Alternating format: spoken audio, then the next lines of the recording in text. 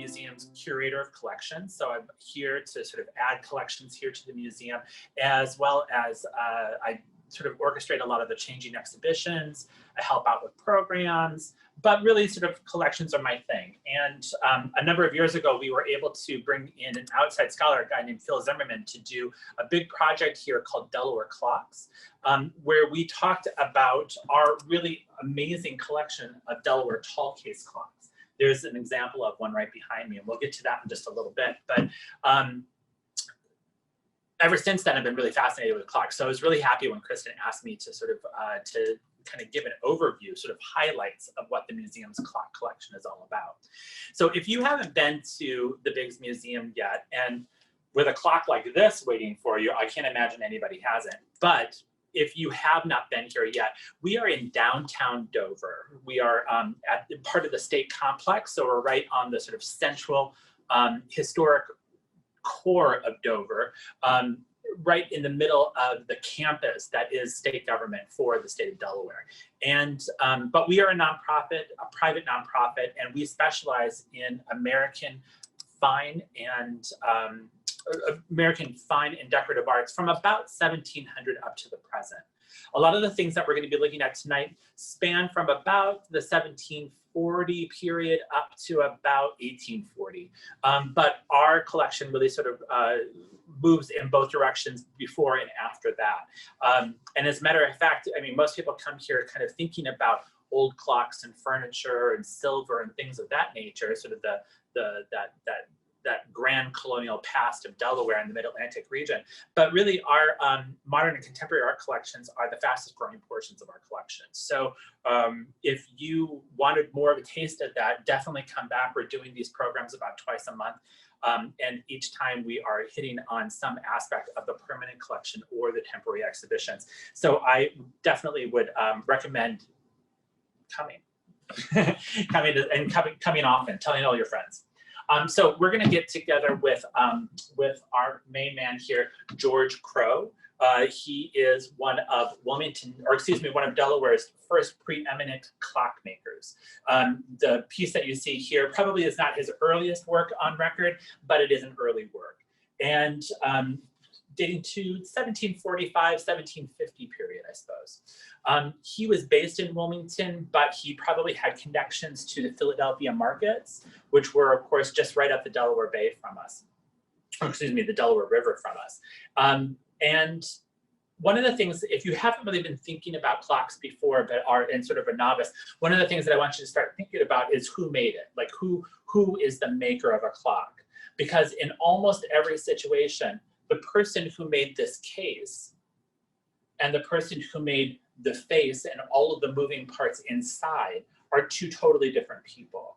So the movement, what they call the movement inside the clock, is created and then it is fit to a case. And they're usually two different craftspeople or craft shops and lots of different individuals inside of it that are making these things. Because one of the things that I need to emphasize is that the clockmaker themselves in 1745 Wilmington could have had apprentices, could have had enslaved craftsmen with him, could have had indentured servants with him, could have had a number of individuals that were working on it. The same is definitely true of the case maker. And so both are working together to be able to create the objects that you're seeing here. So we'll talk a lot about movement, we'll talk about cases, but we will, but I want you to just sort of think about them as two separate products that come together in this really perfect fusion. The clock that you're seeing here is among the earliest that we have in the museum. They are, and it's, you know, potentially 1745. It's among some of the earliest known pieces of furniture made in Delaware. There was definitely furniture being made here in by Western European colonists in the 1600s and early part of the 1700s. We just haven't really located much of it. But this clock is a really, really terrific, very stylish thing. And we'll just start from the top and sort of work our way down a little bit. So the first thing I want you to point out is that this is what they call a sarcophagus top. This was a really, really sort of fashionable style, borrowed from the British 17th century, early 18th century clocks.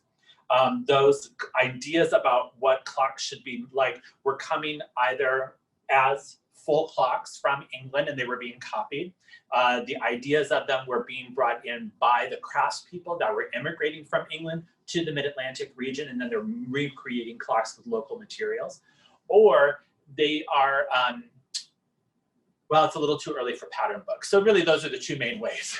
In a couple of years, there will also be sort of published pattern books about what clocks can look like and what furniture can look like. But that's really after the 1756 period. The brass movement, the brass face that you see here, clocks of this time period could be square faced, or they could have this extra round section that you see above. The extra round section could have a lot of sort of like, it could have a lot of practical purposes. So the square movement contains the face, contains the hands, contains the operations for winding, the mechanics on the inside to keep everything operating. But this half circular section that you see up above, this was a way to be able to add the element of a large bell inside the movement. So the bell is actually behind that lunette. Also, the dials that are moving inside this clock could also be operating a different kinds of sort of visual wheels that would pass through this arch section of the clock. And I'm going to show you an example of that in just a little bit. But in this situation, the only thing that that this particular clockmaker, George Crowe, has done is to create this sort of elliptical kind of disc, this sort of decorative disc in that space. Other things could have been used there if the person who purchased this clock wanted it. Any number of different additions could have been made, but these were the choices that that particular consumer made, and this is the clock that he ended up with. This is of course, the clock body. This is what we call a waist, the base at the bottom, and the waist door opens up and exposes the pendulum as well as the weights. We'll have a chance to take a quick just a quick look at one of the sort of the guts of a clock in a little while. You'll be able to actually see it. I do not repair clocks. I kind of know what's going on inside them.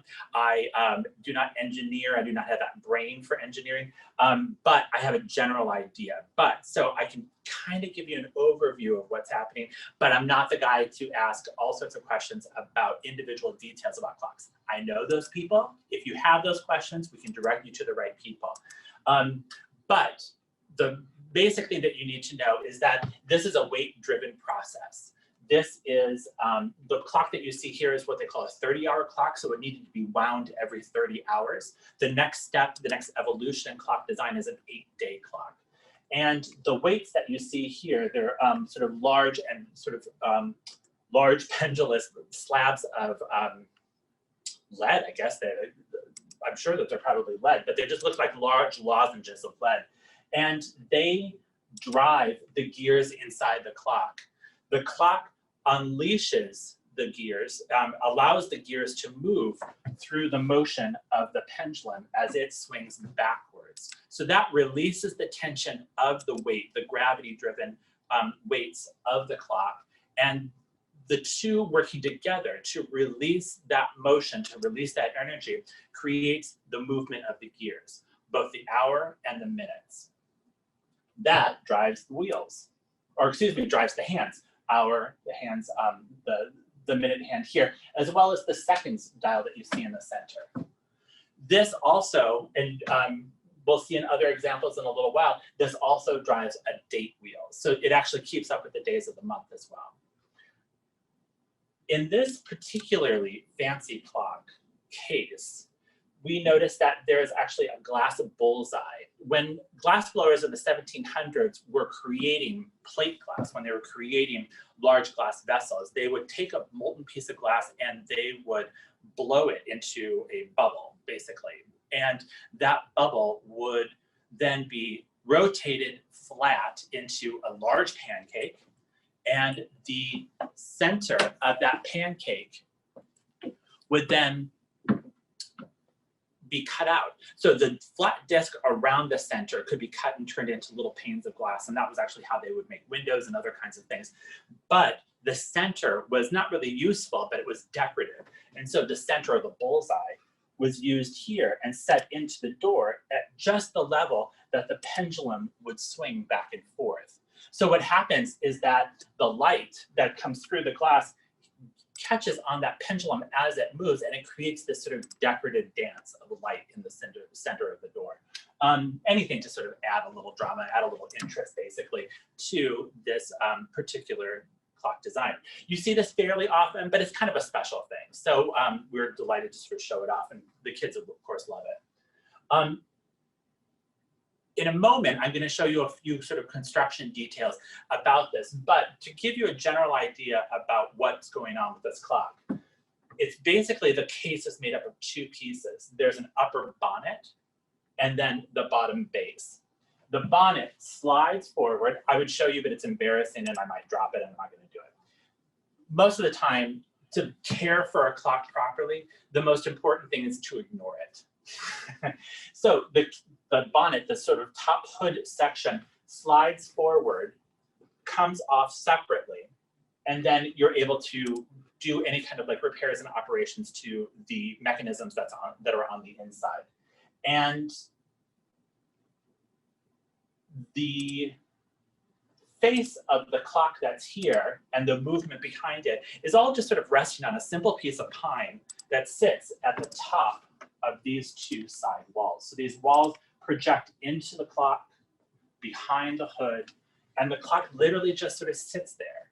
And it's,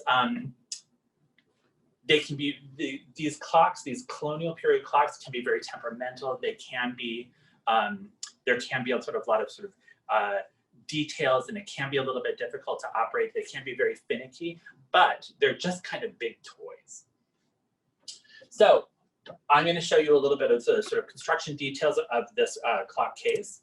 And here we are with technology.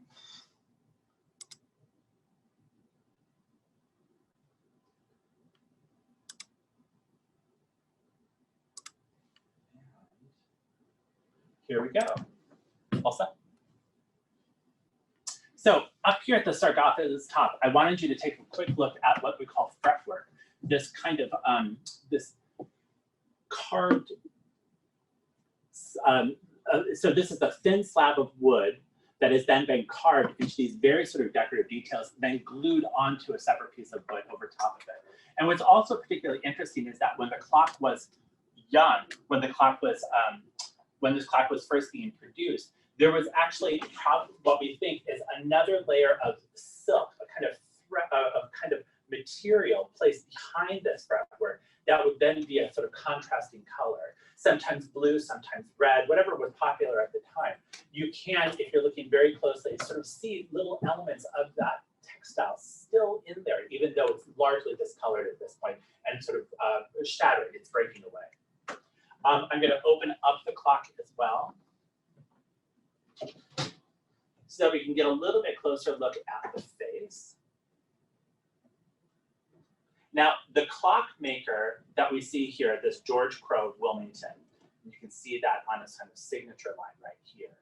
He would have more than likely imported different clock-making pieces. A lot of the gears would have been pre-cut.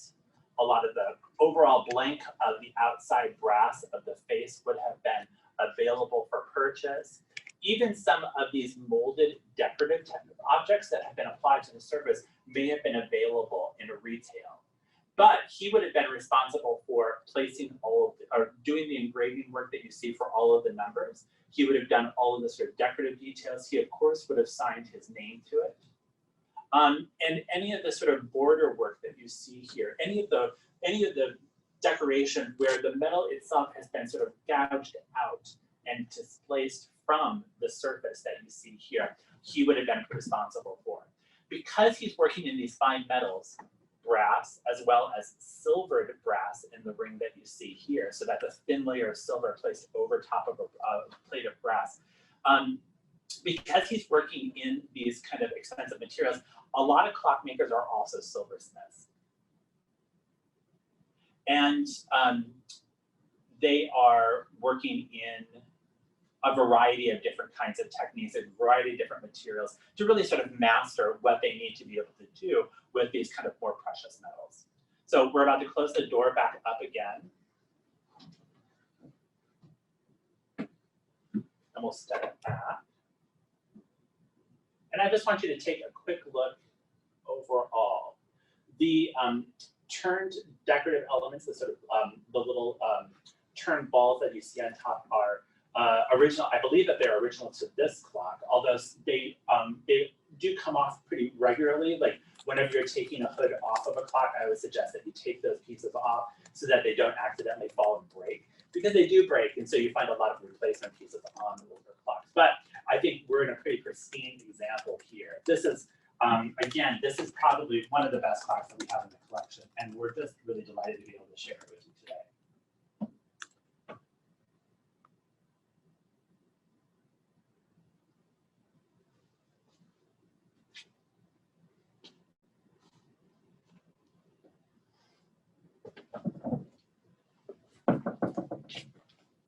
Thanks.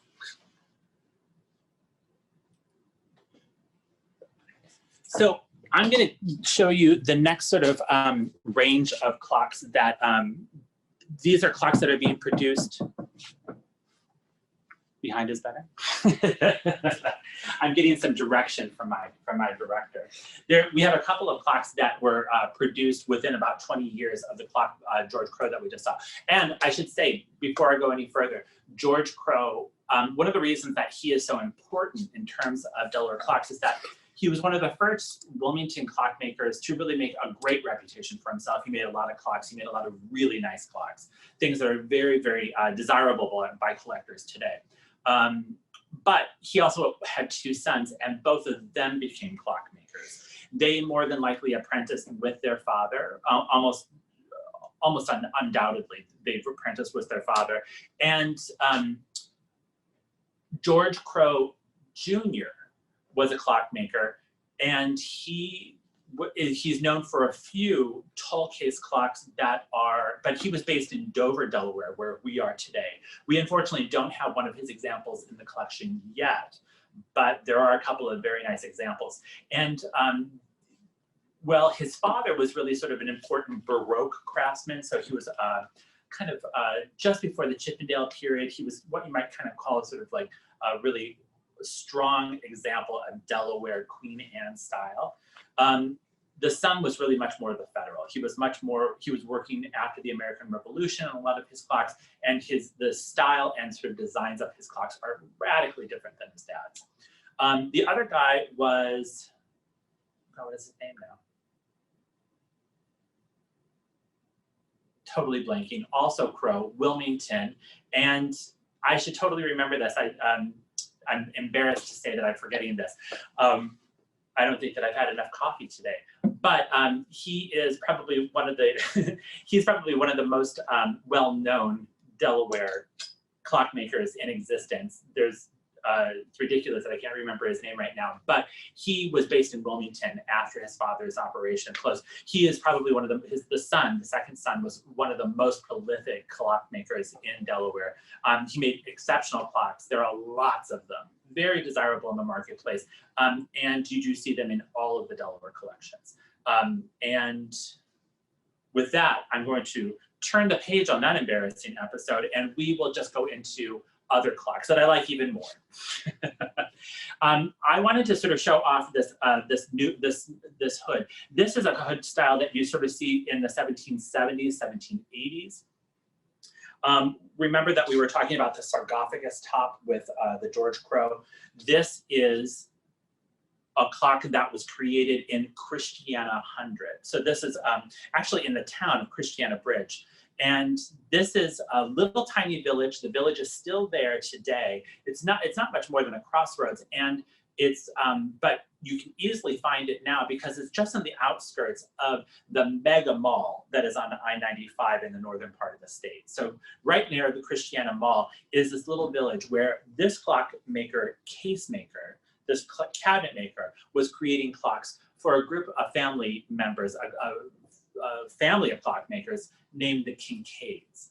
And I just wanted to sort of bring it to your attention because it had this really sort of architectural element, even more so than the sarcophagus top that we saw earlier, with this scrolled pediment, sort of where broken scroll pediment. This is, again, this is a common design technique that was being made in England during this time. We were English citizens, so of course we were taking over it. We were copying anything that was being made in Britain because we were just sort of an extension of Britain. But this broken scroll that you see here it's kind of a play on architectural elements like a rooftop.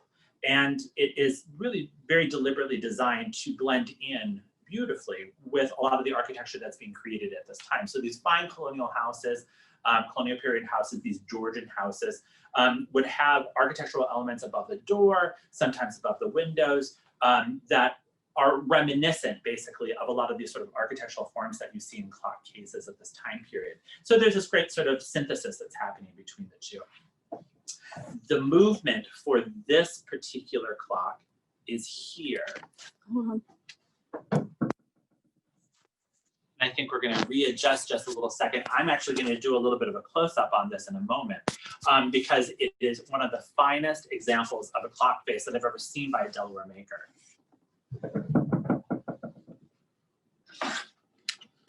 Yep, there you go. Can I go into it? Yep. So this is so again, this was the hood of the tall clock, and it's just in the next room. I didn't want to have to drag you all over the museum, so I just brought pieces of it. This is the face of that clock, and the face of the clock. So this is also a brass face. This also has the sort of basic square format that we saw with George Crowe, with the addition of the extra sort of arch section above. And in addition to that, this entire face that you see here has a thin layer of silver over it. Now, this has been tarnished. Silver does tarnish over time. And so you see a sort of darkening that's been happening on the surface here. When the museum purchased this clock a couple of years ago, we had the opportunity to try and polish this surface, this face up quite a bit to sort of bring back some of the reflectivity, the sort of bright, shiny reflectivity of the silver. But we were afraid that we would start losing too much silver, that some of that brass would start to show through, and that we wouldn't be really honest about the age of the object itself. So we elected to do a really light cleaning on this to allow some of that original tarnish to sort of remain. And in a way, it adds a certain kind of drama that a really reflective surface would not be able to do. Now, in terms of sort of conserving and restoring clock faces, my attitude, and I think that this attitude is shared by a lot of people in the museum field, that you really don't want to do any harm. You don't want to take too much surface off. You don't want to permanently erase anything that has been added to the clock over time. But if you own a tall clock at home, you have to live with it, so you have to sort of make some of the choices that that perhaps museum folks wouldn't. My only caution in situations like this, especially with surfaces that are this beautiful and this pristine, just don't do any harm. So this is a silvered brass face, and I just wanted to bring your attention to the really beautiful, very organic decoration that you see here. This is a form of decoration that was really popular during the 1770s in the sort of Philadelphia, Delaware area. Again, sort of like this architectural forms, and then these kind of organic forms that you see sort of scrolling across the top of this arched area, this kind of shell form that you see here. All of this is reminiscent of, or sort of emblematic of, the Chippendale period, and it is really borrowed from continental Europe and their idea of what was later called the Rococo. This is sort of a later Baroque concept. It's just sort of a celebration of all kinds of organic forms of decoration, and it is and this particular clock face is just a really, really terrific example of it. Again, you see this maker's name, James or JA.S. Kincaid Christiana Bridge. And what's interesting about this particular maker is that he was a clockmaker in Philadelphia for what seems like a while, but at some point he joined the operation, we believe, of his two nephews at Christiana Bridge. And so there are a series of clocks that are made by any of the three of them from this one shop. It's really remarkable. But James, the decorative techniques of James Kincaid far kind of exceed the much more simplistic decoration of his nephews. And they're pretty brilliant. So I'm going to move over to the next clock case that's right next to it, because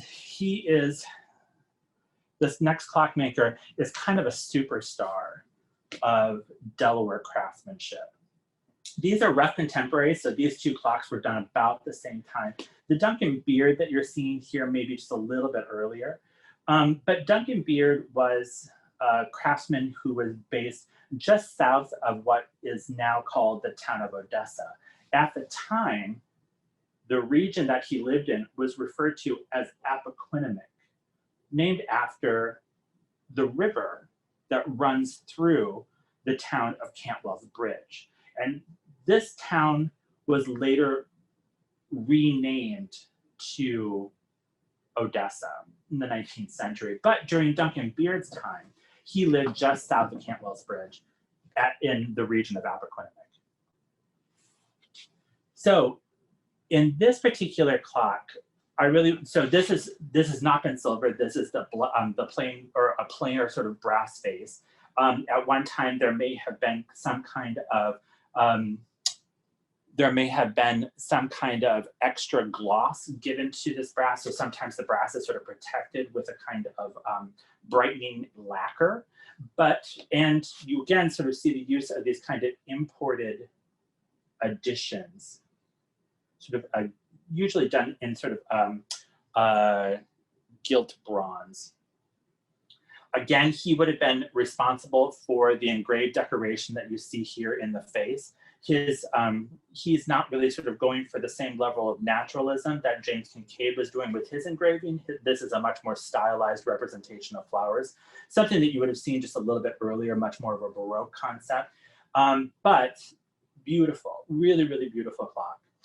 This was the two clocks that we saw before this, were both purchases to the museum. This, however, was a gift to the museum by a local family here in Dover, the Pardis. Now, the thing that I really want to bring to your attention is the half circular section in the top of the clock. In this particular case, it holds a dial. Now, unfortunately, this dial is heavily abraded. This used to be painted. This would have been a blue field with bright white and yellow stars. This would have been a moon here. And you can sort of see that there is a date ring surrounding it. So the 25th day, the 20th day, the 15th, the 10th. This would have moved very slowly throughout the month and would have showed the viewer the phases of the moon. This was an especially important thing for merchants. They wanted to know when their products were coming, how it were going to be coming, and because there were no highways, they weren't waiting for the large truck to just sort of drop off their things. They had to wait for tides to understand when their boats were able to come up the Delaware River to be able to deliver the materials. So phases of the moon would help to understand the sort of tidal variations, and you would be able to plot when you would expect the right things to happen, when things should come to be delivered to you based upon what the waters were doing. That representation of the tides is even here in this little half dial engraving that you see here. And if I can have you just turn to the right a little bit, this little representation of a map is really reminiscent of naval charts and different areas that you would be able to move in amongst the little sandbars or the sort of elevated areas underneath the water that were dangerous to ships.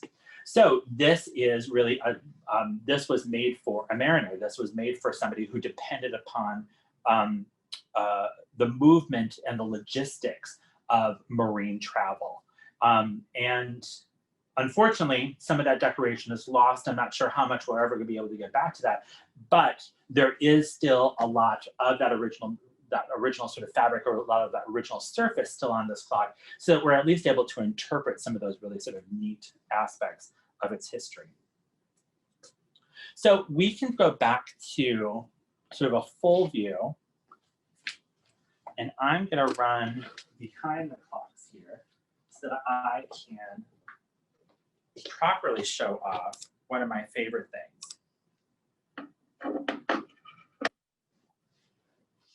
This is called a bracket clock. So this is just like one of these, except smaller. This also has a pendulum, but it is not weight driven. Instead of winding up a cord that is holding onto a set of weights and letting those weights slowly over 8 days or 30 hours pull all of those mechanisms together, this clock is spring activated. So you wind up a spring that is slowly released with the movement of this actually very small pendulum. The pendulum's only about 4 inches tall. This was created by a guy named George Jones in Wilmington, Delaware around 1812. The clock case, we don't know who the case maker was, but George Jones, his name is actually engraved into the back of the movement itself. And I will just turn this around a little bit so that you can see. So the face is nothing great. The face itself is probably imported. You can start to see these white enamel painted metal faces on clocks. I think it was after about 1787 or something like that. That's when they start being imported into America. But they're a British product, and you would be able to sort of specialize them, not with engraving, but with sort of painted decorations. You could add your name and such. This has been left very plain, but I'm going to turn this around. This thing is kind of silly heavy, but and I'm going to open up the door here so that you can kind of see on the inside that little pendulum moving around. Now it has this protective plate here. You're not going to really see the mechanisms on the inside, but a lot of the mechanisms that you see on the inside of that clock look very much like the mechanism that you're seeing on the back of our Duncan beard. And so I'm going to leave this kind of askew, but you have this back protective plate that is holding in place these drums that hold the cords and that hold and release those cords by the movement of the pendulum. And of course, there's also that bell that we were talking about. Now, I've known people that have just simply taught themselves how to repair a clock and to make it operational again. I wouldn't recommend it, and I certainly wouldn't undertake it myself, but there are trained professionals out there, people that have really extensive sort of experience working on tall clocks of the 18th, early 19th century, and they would be able to give you very good advice and give you good, solid repair, really, care on your clocks. In a contractual basis. And so if you're ever interested, on the outside there, we have a few people that we talk to and give recommendations to about. So you would be able to get information about clock repair people from us. There was, there was a school in Columbia, Pennsylvania, of a school of horology, which closed just a few years ago. But I understand that some of those folks sort of relocated to this area. So you actually have a pretty good community of very solid clock repair people in this part of the world. One of the things that they are going to be able to do for you is also to be able to repair historic pocket watches. We talk a lot about clocks. Everybody loves a good grandfather clock. They love a grandmother clock. They love a good bracket clock. If you have a grandfather clock sort of chiming in the corner, you kind of have a relative there. It really does have this sort of presence within the house because it chimes and you can always hear it moving. And because it is such an awesome size, I mean, they're 6, 7, 8 feet tall, they really do take up a lot of attention. And we think about the gears and the sort of movements of these gears as sort of aesthetically appropriate to the colonial period. You know, we can put our heads around, well, yeah, colonial craftsmen, they can make big chunky clocks with these couple of gears and some drums and some bells, and you know, that makes sense. But at the same time that we were making clocks bigger and bigger and bigger, we were also making them smaller and smaller and smaller. And so there is this whole world of watchmakers in the 1700s as well. As a matter of fact, one of the first documented craftspeople in the state of Delaware was a watchmaker, from a Dutch watchmaker. I think his name was Ulrichs. And he was in 17th century, like 1660s, 1680s in the town of Newcastle. So watches have been here on the Delmarva Peninsula and throughout early America for a really, really long time.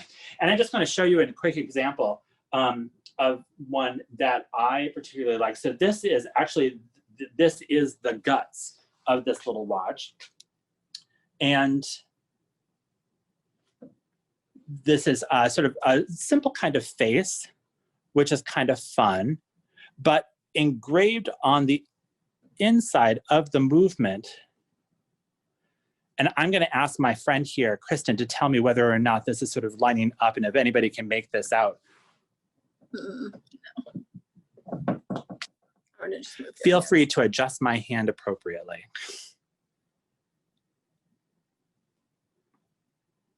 Can you make that out? It says that it's made expressly for Ziba Ferris. Now, Ziba Ferris, he's a clockmaker, but he's also a silversmith in Wilmington in the first half of the 19th century. And this clock, so he did not actually make this clock. He did not make this watch, but he was able to repair watches, and he was able to supply the silver cases that watch movements would have gone into. So this movement tucks away inside a clock. The face comes down, the back comes together, and it fits in your pocket. It's amazing, amazing that they were operating such tiny little devices at such an early period. And you know, there are today, when you look at auctions and you look through the dealers, there are some really wonderful 18th century watches that come up, American-made watches, or I should say American retailed watches. Sometimes they are made here in America, but oftentimes they are sort of a conglomeration of sort of a series of objects or series of materials, again, that have been produced in Europe, in the UK, and then assembled here and augmented, changed. In terms, I want to bring it to your attention now, other kinds of imports. So imported clocks that were really important here in America. And I think I'm going to do a close-up on this one as well, because it's great.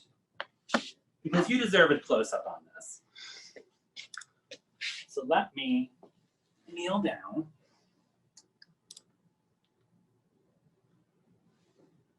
So this is a little table clock. And just to give you a scale, a sense of scale, this is really only about maybe 7 inches tall at the top of that base. This is one of the smallest examples that we have in our collection here. And it dates to, I don't know, mid-1800s. These little figurative clocks, so these are clocks with little statuesque figures, done in bronze, gilt, and then gilded in gold, were being produced in France and sold to the American market in the starting in the late 1700s. And they never seem to have ever gone out of fashion. You would find these in lots of people's houses, but they were very expensive objects. And oftentimes you would have them under sort of a glass cloche, a kind of glass encasement, kind of a big, I don't know, glass dome on the mantle or wherever you like. But so these are typically made in and around Paris, and there were probably dozens of manufacturers that were selling to the American market. We were really, really grateful to receive a set of, I think we have 5 of these, dating from about 1810 up to about 1880. In the Biggs Museum's collection. We haven't actually put any of these out yet because, like this example that you see here, they all need conservation. So they all need a little bit of work done on their surfaces. They need, some of the gilding needs to be replaced. Sometimes they are missing some little elements like, you know, just little details. Sometimes, like in this example, they are missing the glass face of the clock that you see here. But I can share this one because it's, you know, this one is in relatively, I think, rather good condition. And eventually we'll have all of them out, and that'll be a great day.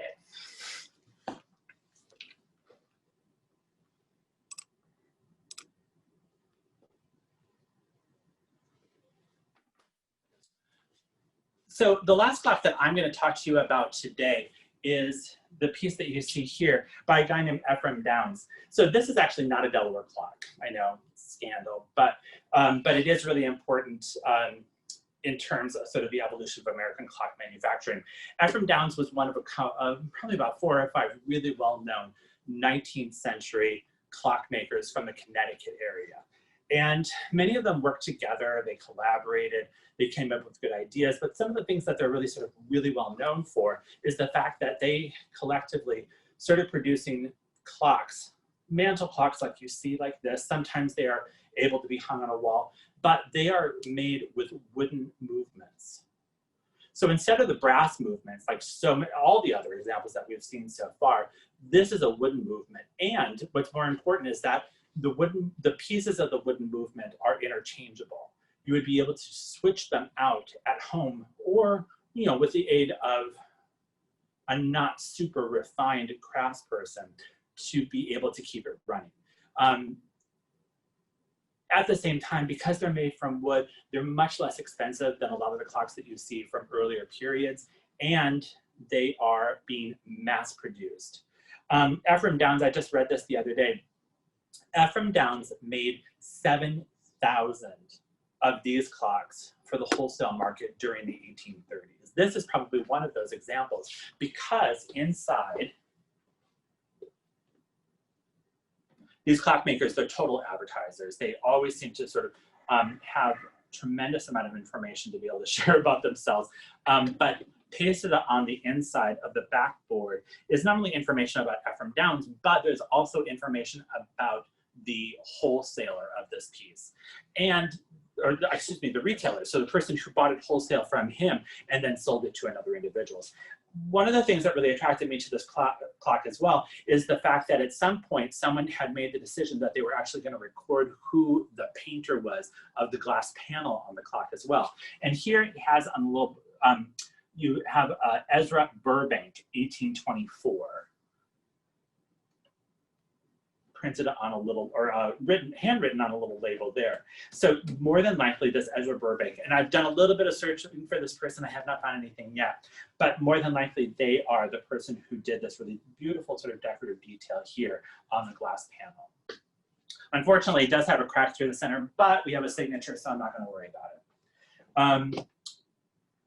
Mass production. So instead of having to work with multiple craftspeople to be able to create different portions of a tall clock that would then come together, or to go with unbelievably and prohibitively expensive little watches by very specialized craftspeople, if you could find them, you have access, not even in the full industrial revolution, this is really still during the sort of consumer revolution of the late 1700s, first half of the 1800s, but a new revolution in accessibility to new kinds of products, like these mass-produced clocks that you see here.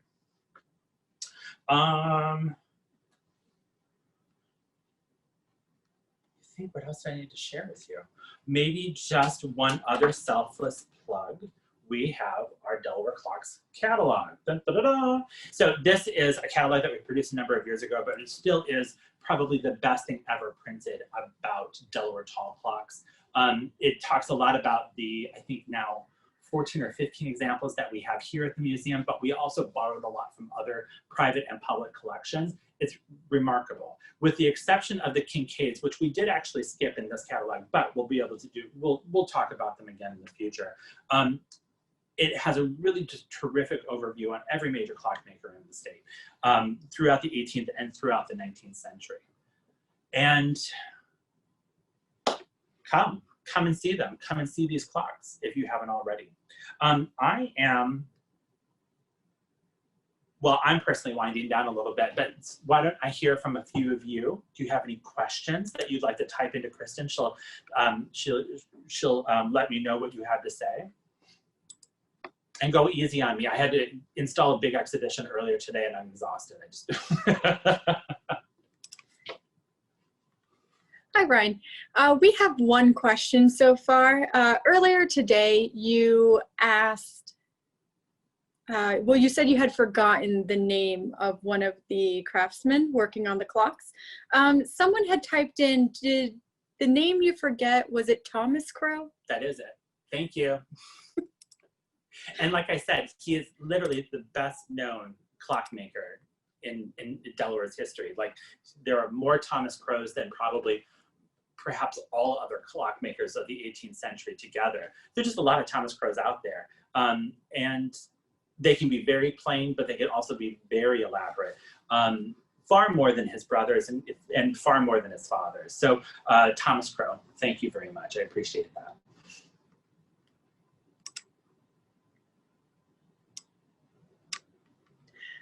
We have another question.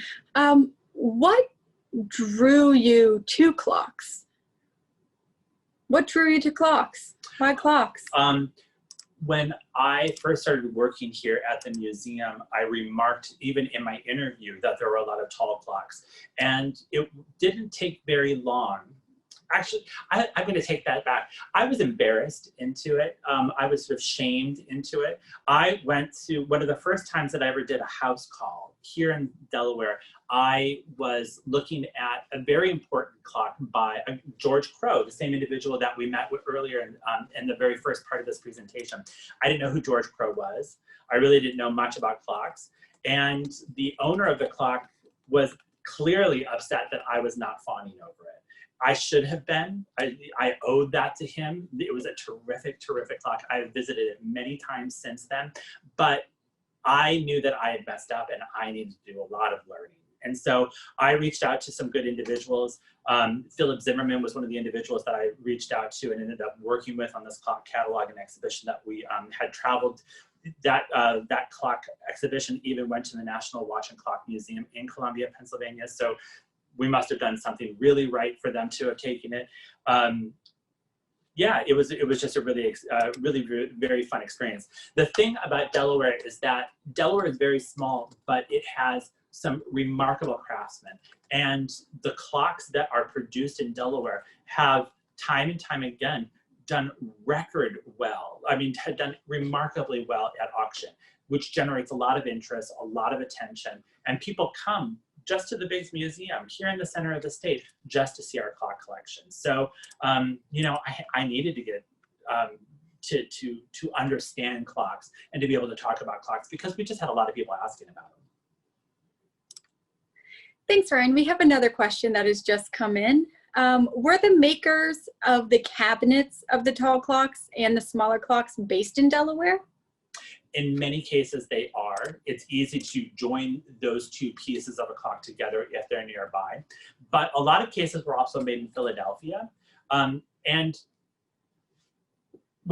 sort of surrounding areas. So I should say about 75% of the clocks that we have here, tall clocks that we have here, the cases were more than likely made within the state. But we do have a couple of Philadelphia cases. More than likely the George Crowe that you saw earlier was a Philadelphia-made case, possibly Wilmington, but it would be very high-style Wilmington. But very appropriate of the sort of things that you were finding in Philadelphia at this time. There were also clocks that were being made in southern Chester County and being put into movements that were made in Wilmington. We also have seen examples of British-made movements. These are very expensive devices. So British-made movements that came with immigrating families and then were placed into Delaware-made cases. So, you know, there's any sort of combination that you come across, but a lot of the cases that we have here were more than likely made in Wilmington. The difficulty with the cases, as is true of all furniture, is that cabinet makers did not sign their work nearly as often as clock makers did. And so sometimes we don't always know.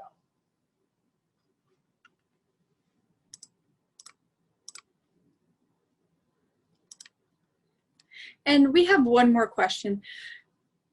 Is there a preferred type of wood used for these clocks, or one that you see comes up more often than others? In terms of clock cases, Mhm. it all depends on the time frame. And this is true of the regional furniture overall. So in the early 1700s, the first half of the 1700s, you see a lot of, so the best clocks are being made from walnut. And the walnut is a black walnut that was found here on the Delmarva Peninsula. But that walnut didn't last long, unfortunately. There's some terrific furniture. There's some terrific clock cases like the George Crowe that you saw that are made from that black walnut. But soon afterwards, you find craftsmen they've exhausted the local supplies. And so instead of the walnut, they're using local cherry, but more than likely they're using imported mahogany. And the mahogany is coming from places like Cuba and then eventually from the northern edge of South America.